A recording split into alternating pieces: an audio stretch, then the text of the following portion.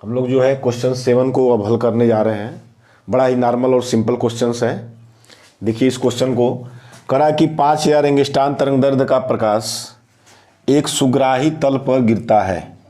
यदि तल को 10 ऋण 7 जूल ऊर्जा प्राप्त हो तो उस पर लगभग कितने फोटॉन गिरे हैं, आपको ये बताना है। तो देखिए इसका जो है जो प्रकाश है जो एक सुग्राही तल पर गिर रहा है उसका तरंगदैर्ध्य दिया है और आपको मालूम है कि तरंगदैर्ध्य को हम लोग जो है लेमडा से शो करते हैं। तो तरंगदैर्ध्य दिया हुआ है 5000 एंगस्ट्रॉन और इसको हम लोग मीटर में चेंज कर लें तो 10 ऋण 10 से गुणा करते ही ये मीटर में चेंज हो जाएगा।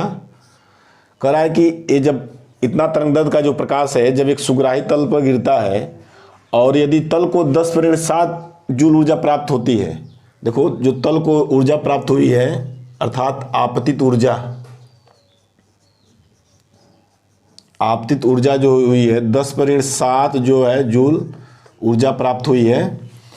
तो कह रहा है कि कितने फोटॉन गिरे हैं, उस पर लगभग कितने फोटॉन जो है गिरे हुए हैं।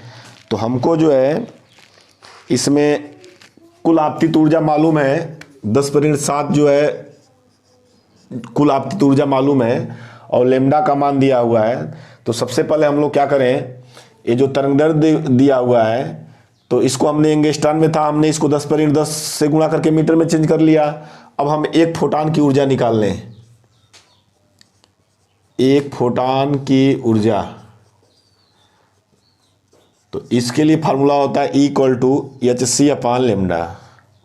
तो E= हो जाएगा h का मान जो है आपको मालूम है प्लांक नियतांक है 6.6 × 10⁻34 और c जो है प्रकाश की चाल जिसका वैल्यू होता है 3 × 10⁸ और यहाँ पर लेमडा जो है दिया हुआ है 5000 × 10⁻10 या इसको यहाँ से हल किया जाए तो E= हो जाएगा गुणा किया जाए तो 3 × 18 और 3 × 18 = 19 यानी 19.8 और 10⁻−34 है 10⁻8 है। इनको जब हम लोग हल करेंगे तो a आ जाएगा -26 10⁻−26। 10 ऋण 10 आप देख रहे हैं, इसको ऊपर ले जाएंगे तो ये हो जाएगा 10⁻−10 है तो +10 हो जाएगा। और ये आप देख रहे हैं 5000 लिखा हुआ है तो इसको हम लोग हल करेंगे तो 5 गुणे चाहे तो 10⁻3 लिख सकते हैं क्योंकि 10⁻3 का मतलब जो होता है 1000 होता है। या E= हो जाएगा या 19.8 गुणे 10 ऋण 26 यहाँ पर है और 10⁻10 यहाँ पर है तो -26 में +10 को जब हम लोग ऐड करेंगे तो ये हो जाएगा 10⁻−16 और यहाँ पर +3 है ऊपर जाएगा तो -3 और यहाँ पर नीचे जो है 5 हो जाएगा। अब 19.8 में हमको जो है 5 से डिवाइड करना है तो जब 19.8 को 5 से डिवाइड करेंगे आप लोग तो ए आ जाएगा 3.96 और ऋण 16 और ऋण 3 10⁻19 तो ये जो है एक फोटॉन की ऊर्जा निकल गई इतना जूल। लेकिन हमको निकालना है कि उस तल पर कितने फोटॉन गिरे हैं, हमको फोटॉनों की संख्या निकालना है। तो फोटॉनों की संख्या निकालने के लिए आप देख रहे हैं क्वेश्चन में बोला है कि कितने फोटॉन गिरे हैं। तो तल पर गिरने वाले फोटॉनों की संख्या निकालने के लिए ये फार्मूला हम लोग यूज करेंगे कुल आपतित ऊर्जा, फोटॉनों की संख्या निकालने के लिए कुल आपतित ऊर्जा बटा एक फोटॉन की ऊर्जा।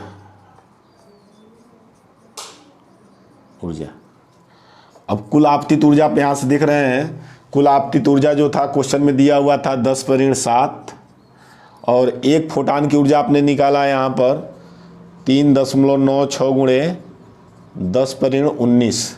यहाँ तक आप लोग जो है स्क्रीनशॉट या आप इसको उतार लें। इसके नीचे जो है मैं इसको हल करने जा रहा हूँ, इसको मैं मिटा दे रहा हूँ यहाँ से।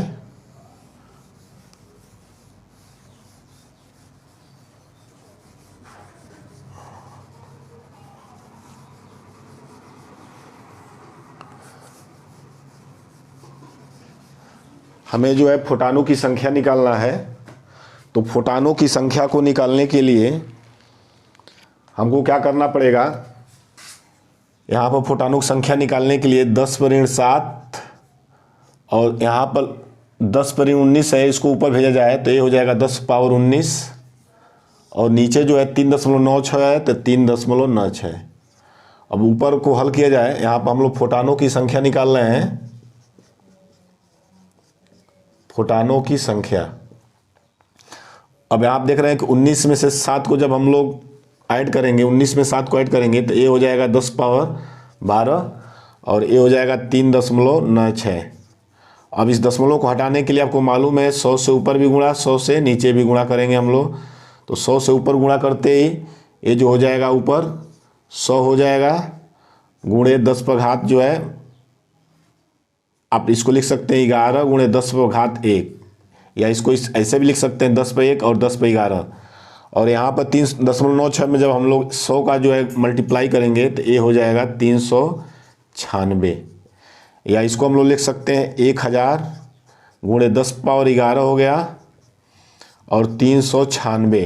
ये हम लोग फोटानों की संख्या निकाल रहे हैं, तो 1000 में जब हम लोग 396 का भाग देंगे तो ये जो है आप भाग दे के देख लीजिएगा 2.5 आता है और गुणे 10 पर घात 11, तो ये जो है फोटानों की संख्या हम लोग की निकल गई।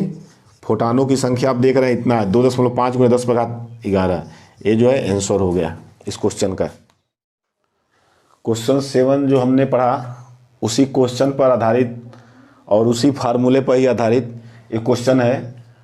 आप इस क्वेश्चन को अगर ध्यान से देखते हैं तो बहुत ही आसान क्वेश्चन है, बस क्वेश्चन देखने में बड़ा लग रहा है।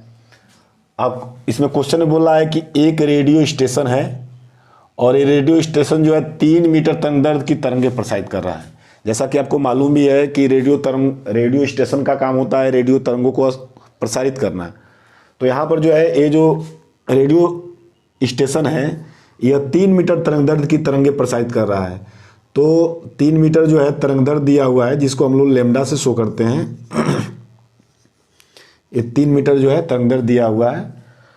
कह रहा है ज्ञात कीजिए इस प्रसारण के एक फोटान की ऊर्जा, एक फोटान की ऊर्जा।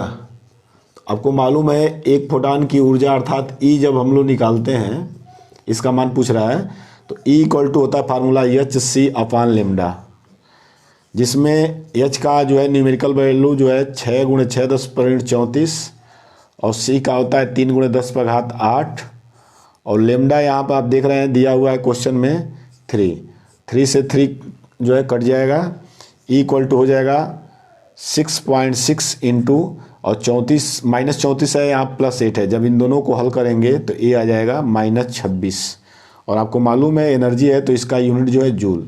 एक आंसर तो यहीं पर हो गया। दूसरा क्वेश्चन इसी में बोल रहा है प्रति सेकंड विकिरित फोटानों की संख्या यदि विकिरित क्षमता 10 किलोवाट है। देखिए यहाँ पर जो है विकिरित क्षमता अर्थात पावर जो दिया हुआ है 10 किलोवाट है, तो 10 किलोवाट को हम लोग क्षमता को वाट में रखते हैं, तो 10 किलोवाट को वाट में बदलने के लिए 1000 से गुणा कर देंगे, ये वाट में चेंज हो जाएगा।